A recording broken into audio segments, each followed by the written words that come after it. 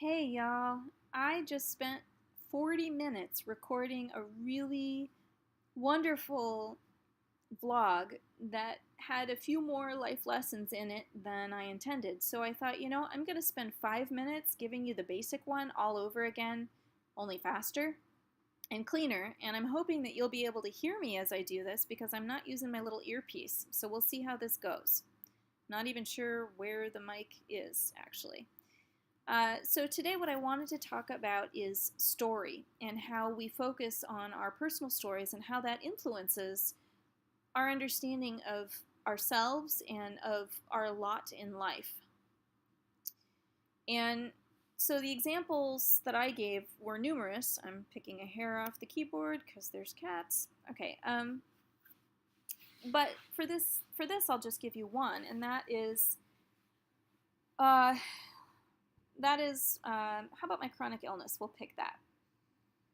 Now, I had a hard time finding work in library world when I first got my degree, my master's degree in library science, because we were in a recession as a country in America, and libraries were closing all around the country.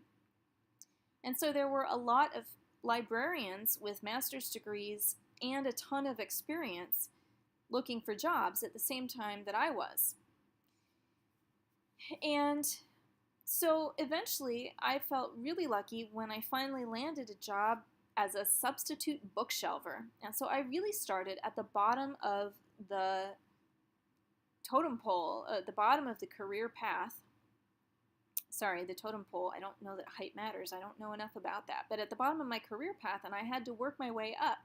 So from being a substitute bookshelver to being a basic entry-level worker to being a supervisor.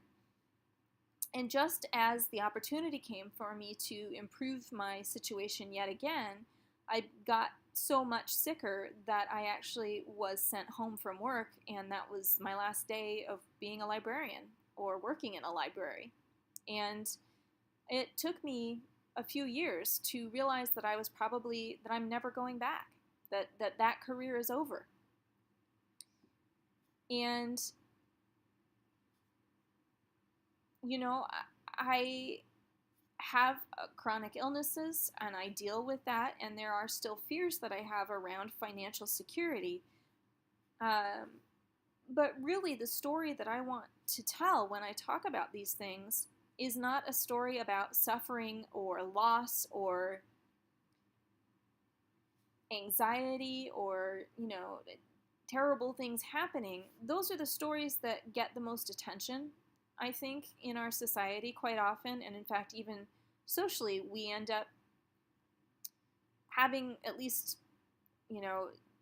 I would say specifically in white culture, we one-up each other all the time. So I might tell a story about how sad I was to lose my job, and someone else will tell a horror story about when they lost their job, and then I'll have to one-up that, and to show my understanding, of course, to say, well, I've lost my whole career, I can never go back to that career because of na-na-na-na-na-na-na, and I win the internet for the most saddest, terrible story.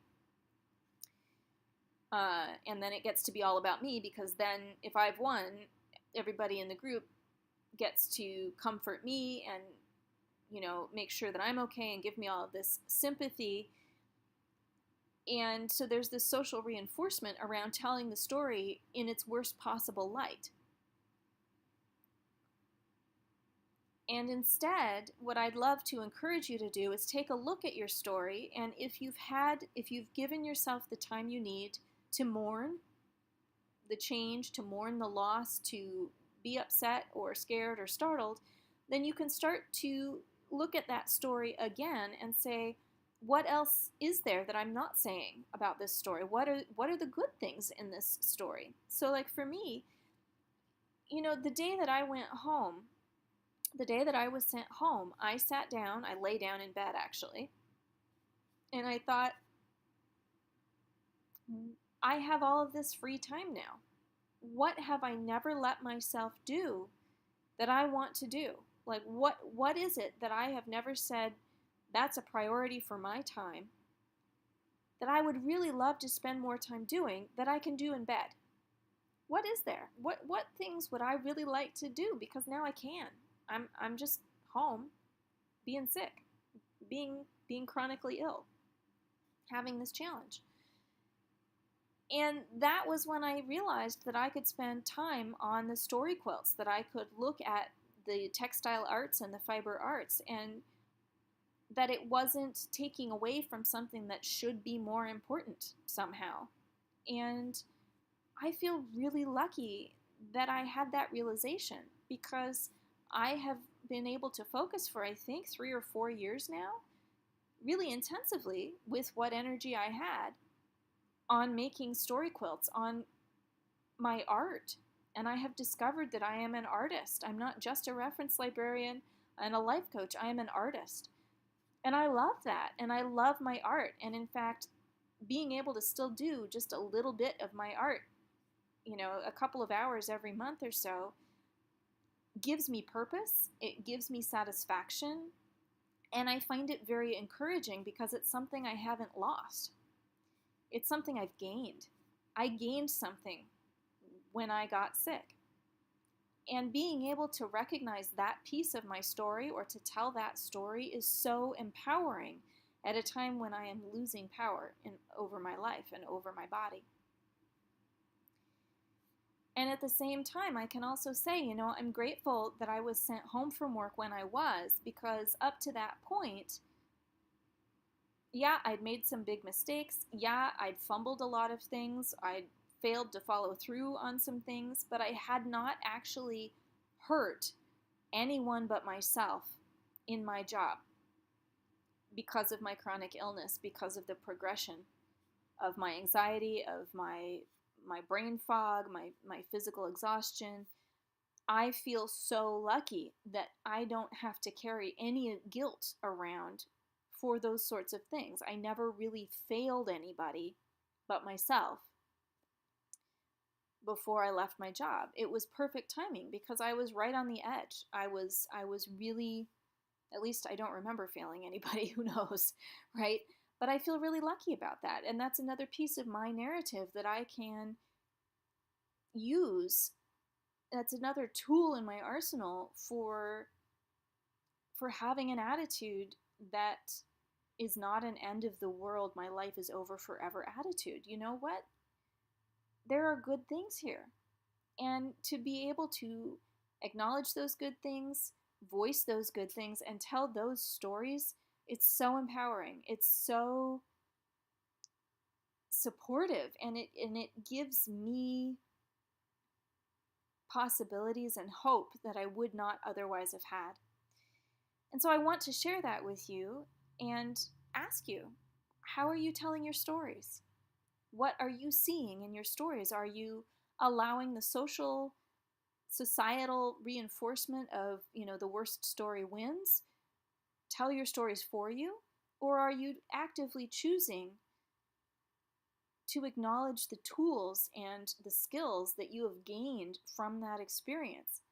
And even sometimes the laughter, like so many things that were horrible in the moment are so funny when it's, you've got a little distance and you're telling the story. Like, I love telling a story for a laugh, much more than telling a story for sympathy.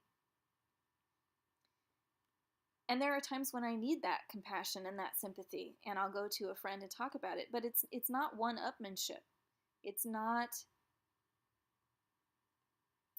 about making points, scoring points.